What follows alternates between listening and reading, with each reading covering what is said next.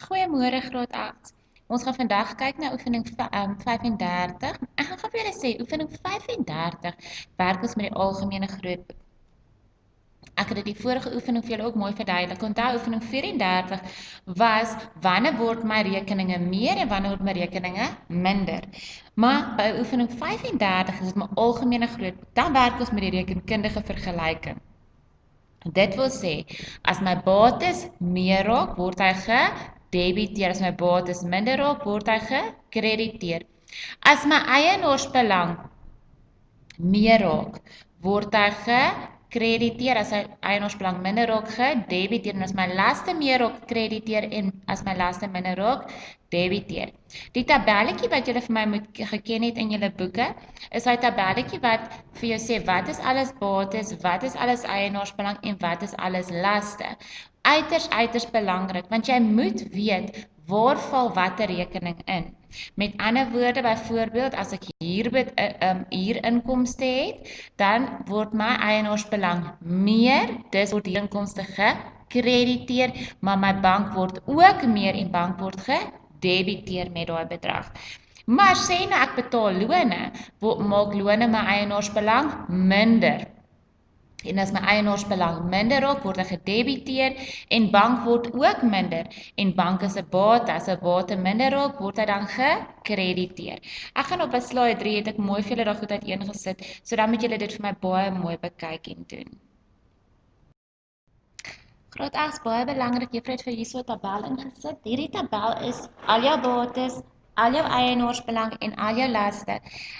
Daar kan hier en daar ietsie bykom, maar dit is basies alles wat daar moet wees.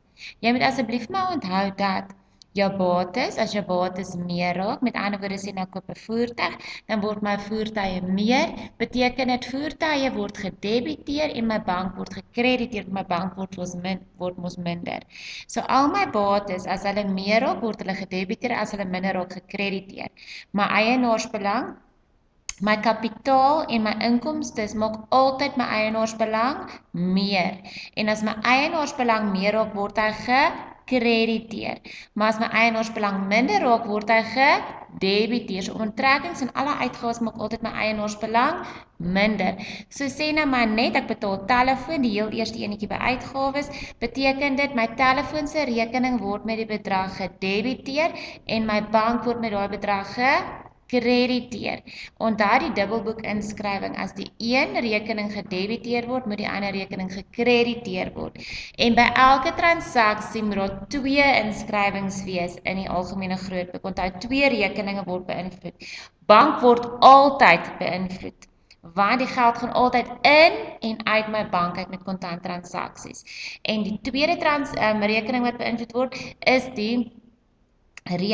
die transaksiese rekening. So byvoorbeeld ek betaal telefoon, nou word bank gekrediteer want die geld gaan uit my bank uit en hy's 'n bate, my bate word minder en my telefoon word gedebiteer want hy maak eienaarsbelang minder.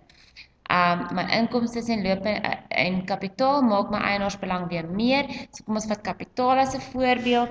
Die oomblik as ek die eienaar kapitaal in sy besigheid in betaal, beteken dit kapitaal maak my eienaarsbelang meer. So kapitaal word gekrediteer met die bedrag terwyl my bank gedebiteer word want die geld gaan in my bank in.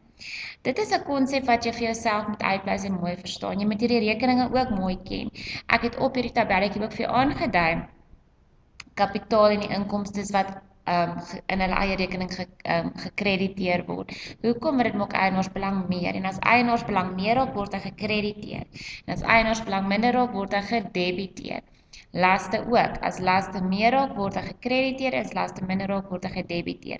Dis net bates wat as bates meer raak word gedebiteer word en as hy minder raak gekrediteer word.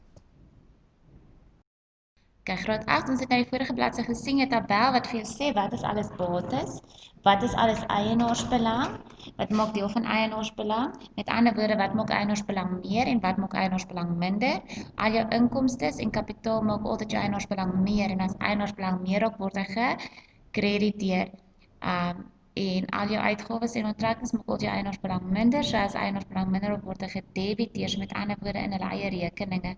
So jy moet weet dadelik, as dit 'n kolletjie is, beteken my bank word meer, so bank word dan gedebiteer met daai bedrag en die ander rekening moet dan gekrediteer word, want ons praat van die dubbelboek inskrywing.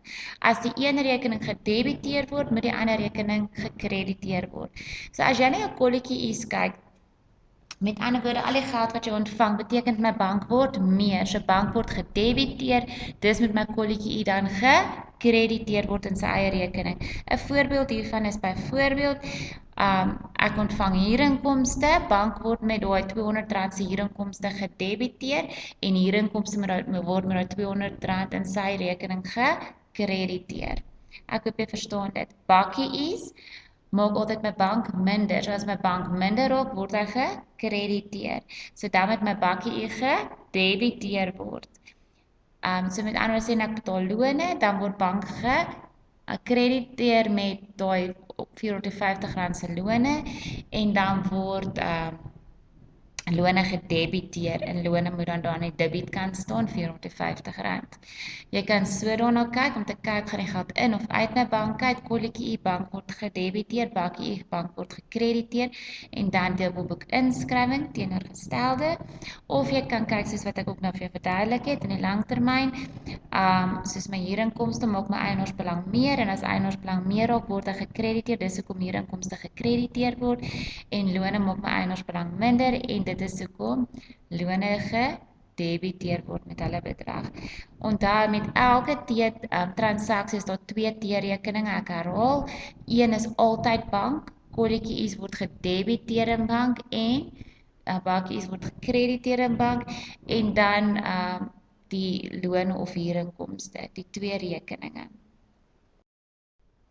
Juffrou het nou net hierso weer vir jou verduidelik wat ek op die vorige slide vir jou verduidelik het. Lees dit maar ordentlik deur, maak seker jy verstaan dit.